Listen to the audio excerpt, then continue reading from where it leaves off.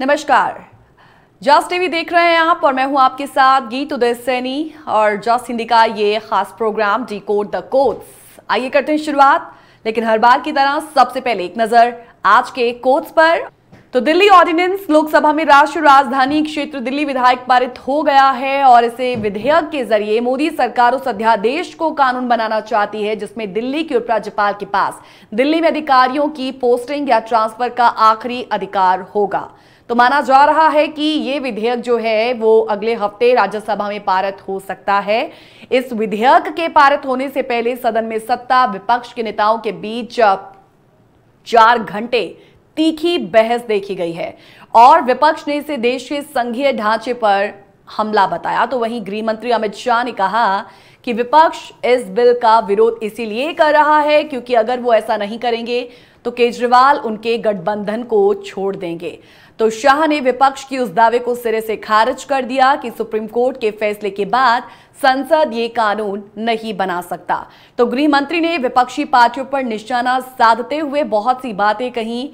कहा कि एकता केजरीवाल को गठबंधन में बनाए रखने के लिए ही दिखाई जा रही है। तो सबसे पहले आपको सुना देते हैं कि गृह मंत्री अमित शाह ने इस ऑर्डिनेंस के साथ साथ इस इंडिया अलायंस पर क्या कुछ बातें रखी हैं सामने।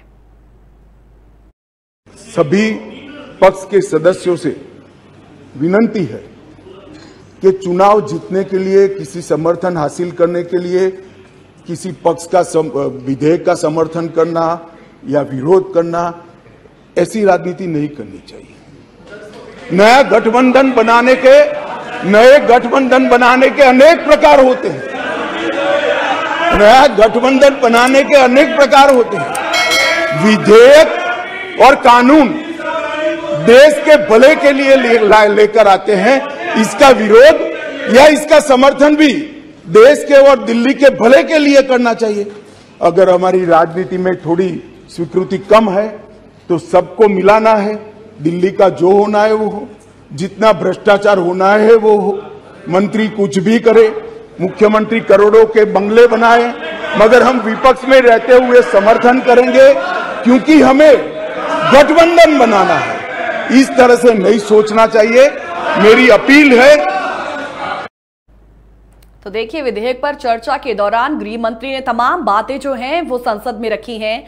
गृह मंत्री अमित शाह ने देखिए कई एग्जाम्पल्स दिए हैं। अगर आप उनके पूरे भाषण को सुने तो कई उदाहरण उनकी ओर से दिए गए हैं जिनसे कहीं ना कहीं यह साबित करने की कोशिश की गई कि दिल्ली पर केंद्र सरकार का भी उतना ही अधिकार है जितना राज्य सरकार का, क्योंकि दिल्ली ना तो पूरी तरह केंद्र शासित प्रदेश है और ना ही पूरी तरह राज्य का दर्जा उसे प्राप्त है। तो दिल्ली के बारे में कानून बनाने का अधिकार हर हाल में केंद्र को है, यह साबित करने की कोशिश गृह मंत्री अमित शाह ने की है। शाह का कहना था कि दरअसल सुप्रीम कोर्ट ने अपने आदेश में जो कुछ कहा था उसका मनपसंद हिस्सा पढ़कर विपक्ष या आप सरकार अपना अधिकार जताने निकल पड़ी थी और उसे पूरा आदेश अच्छी तरह पढ़ने की जरूरत है। उल्लेखनीय है कि चूंकि दिल्ली में केंद्र सरकार की संपत्ति सर्वाधिक है, इसलिए पूर्व में पंडित नेहरू, सरदार पटेल, चक्रवर्ती राजगोपालाचारी, डॉक्टर राजेंद्र प्रसाद और डॉक्टर भीमराव अंबेडकर भी दिल्ली को पूर्ण राज्य का दर्जा देने का विरोध कर चुके हैं।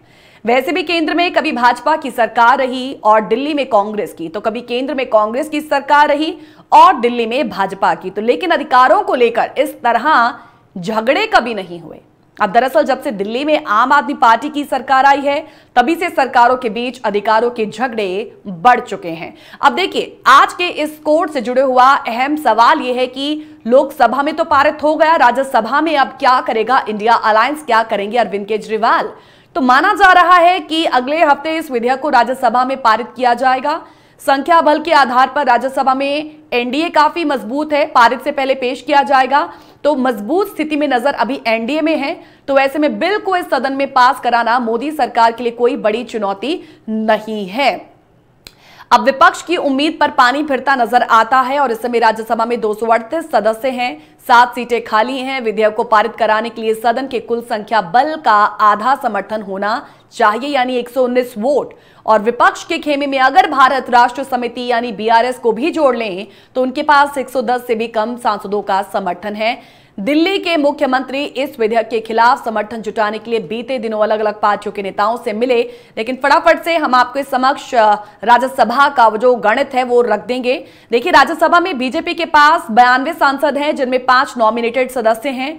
एनडीए के पास कुल 103 सांसद हैं। एआईएडीएमके का उनके पास जो है वो 4 सांसद। आरपीआई अठावले वाली पार्टी, असम गण परिषद और पट्टाली मक्कल काची, तमिल मनीला कांग्रेस यानी कि मूपनार और national people's party, Mizo national front, united people party यानी कि लिबरल, उसके पास एक सांसद है। बीजेडी और वाईएसआर के पास 9 सदस्य हैं, यानी कि 18 सदस्यों का समर्थन बीजेपी के पास है। और मोदी सरकार के पास अब तक के गणित के हिसाब से 121 का संख्या बल आ जाता है।